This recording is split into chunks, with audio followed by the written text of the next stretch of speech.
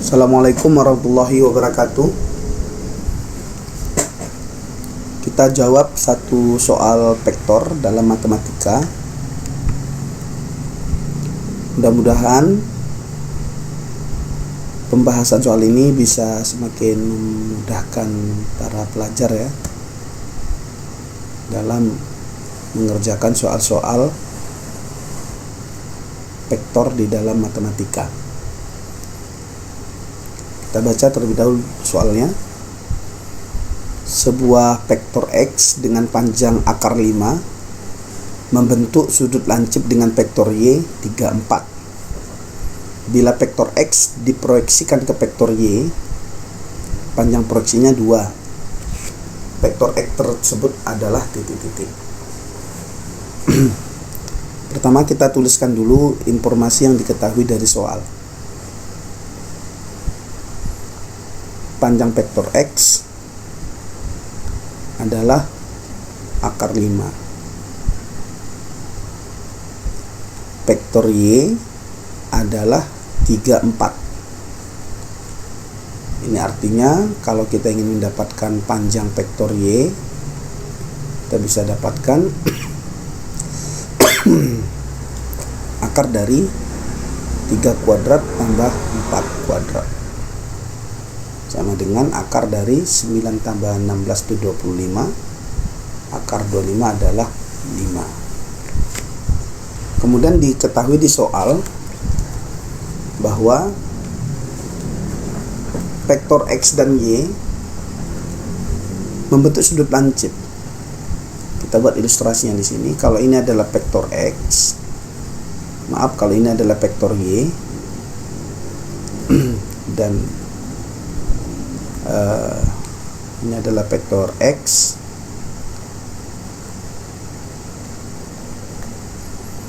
maka sudut antara vektor X dengan vektor Y itu adalah theta.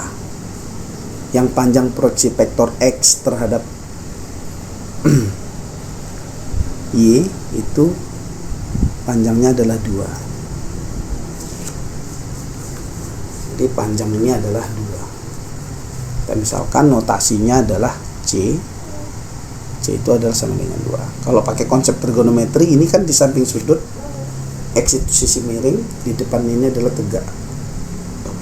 Berarti sebenarnya panjang C itu tidak lain adalah panjang vektor X kosinus dari theta. Sehingga kalau kita butuh kosinus theta ini berarti kita bisa peroleh dari panjang C dibagi dengan panjang vektor X sama dengan panjang C itu 2 dari soal, panjang vektor X itu adalah akar 5. Ini juga diperoleh dari soal. Nah, bagaimana cara kita menentukan vektor X itu? Pertama kita buat terlebih dahulu permisalan bahwa vektor X yang kita ingin peroleh itu memiliki komponen misalnya PQ ya, komponen PQ. Berarti kalau kita ingin peroleh panjang dari vektor X itu berdasarkan konsep vektor, ini kan akar dari P kuadrat tambah Q kuadrat. Sehingga kita dapat persamaan panjang vektor X itu kan akar 5. Sehingga kalau ruas kiri dan ruas kanan kita kuadratkan, akarnya jadi hilang. Sehingga kita dapatkan persamaan pertama, P kuadrat tambah Q kuadrat adalah 5. Ini kita jadikan sebagai persamaan yang pertama. Karena PQ ini ada 2 variabel pertama P, Q variabel kedua Q, berarti kita harus mendapatkan satu persamaan lain. Itu kita peroleh dengan apa? Melalui apa? Kita bisa peroleh melalui relasi X dot Y itu adalah panjang vektor X dikali dengan panjang vektor Y dikali dengan kosinus sudut antara vektor X dan Y. Nah, vektor X tadi kita misalkan PQ. sedangkan vektor Y itu adalah 34. Panjang vektor X itu adalah akar 5, panjang vektor Y itu adalah 5, kosinus theta tadi adalah 2 per akar 5. Tadi sudah kita hitung ya, cos theta itu adalah 2 per akar 5. Berarti ini kita bisa coret. Ini kita hitung menjadi P kali 3 itu adalah 3P tambah Q kali 4 itu adalah 4Q sama dengan ini 10. Nah, berarti kita sudah bisa dapatkan persamaan kedua. Misalnya kita ambil Q ya, 4Q sama dengan 10 kurang 3P, berarti Q adalah 10 kurang 3P per 4. Nah, berarti dengan adanya persamaan Q ini sebagai persamaan kedua, kita bisa dapatkan nilai P dan Q. Nah, kemudian dari persamaan 1 dan 2, artinya persamaan Q disubstitusi ke persamaan 1 ini. Persamaan 2 dimasukkan ke persamaan 1, kita akan peroleh P kuadrat tambah Q itu adalah 10 kurang 3P per 4 ini dikuadratkan sama dengan 5. Nah, berarti kita bisa selesaikan P kuadrat tambah 10 kuadrat ini 100 kurang 2 kali 3P kali 10 itu minus 60P, min 3P dikuadratkan itu adalah plus 9P kuadrat, ini per 4 kuadrat itu 16. Supaya bisa dikali silang, ini kita samakan penyebut dulu menjadi 16P kuadrat tambah 9P kuadrat kurang 60P tambah 100 ya. Ini dibagi dengan 16 sama dengan 5. Nah, berarti 16 tambah 9 itu 25P kuadrat kurang 60P tambah 100 sama dengan 16 kali 5 itu 80.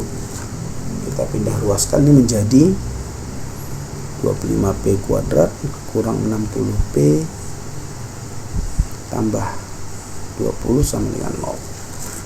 Supaya lebih sederhana, ini kita bagi 5 setiap suku ya. Sehingga ini menjadi 5P kuadrat kurang 12P tambah 4 sama dengan 0. Berarti ini tinggal kita faktorkan.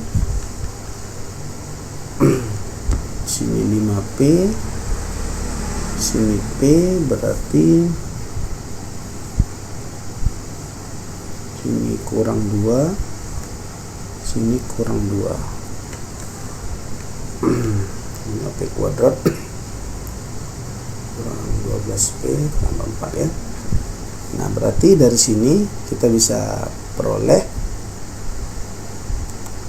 yang pertama 5P kurang 2 sama dengan 0, berarti P sama dengan 2 per 5. Sedangkan yang kedua P kurang 2 sama dengan 0, berarti P sama dengan 2. Nah, kalau kita sudah peroleh P, kita tinggal cari Q nya. Kalau ini misalnya P1, ini P2, berarti Q1 itu adalah apa tadi persamaan Q di persamaan 2? 10 kurang 3P per 4 ya. Kita bisa tuliskan dari persamaan 2 berarti 10 kurang 3P1 per 4 ya. Ya, per 4. Sehingga ini menjadi 10 kurang 3 kali 2 per 5 P1 nya per 4. Berarti Q1 sama dengan 10 kurang 6 per 5 bagi 4 kita samakan penjemput, berarti 50 kurang 6 bagi ini 5 jumpa 4 berarti 20. 44 per 20.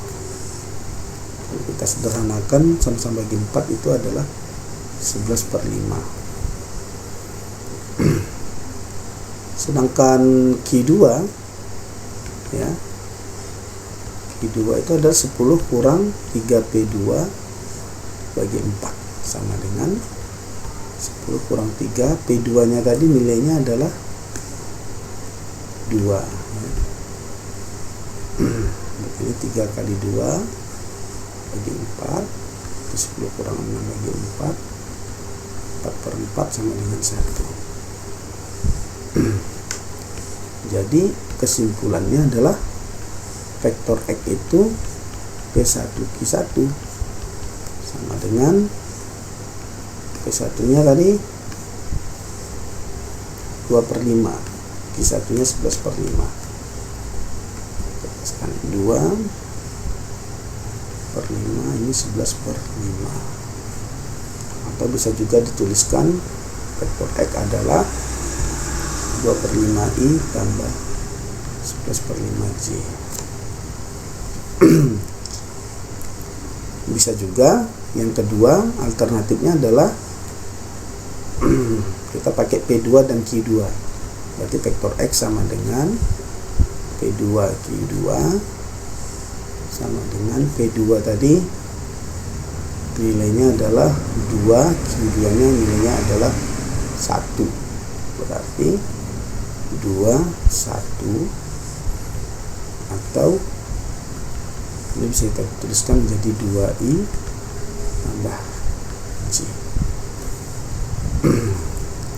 Jadi jawabannya bisa 2 per 5 11 per 5 atau 2, 1. Kita lihat ada option tidak jawabannya. 2, 1, 2 per 5 11 per 5. Oke, ada ya. Jadi jawabannya adalah B. Baik, demikian pembahasan soal vektor di dalam matematika kali ini. Mudah-mudahan bermanfaat. Terima kasih sudah menyaksikan. Kita jumpa lagi pada video pembahasan soal berikutnya. Assalamualaikum warahmatullahi wabarakatuh.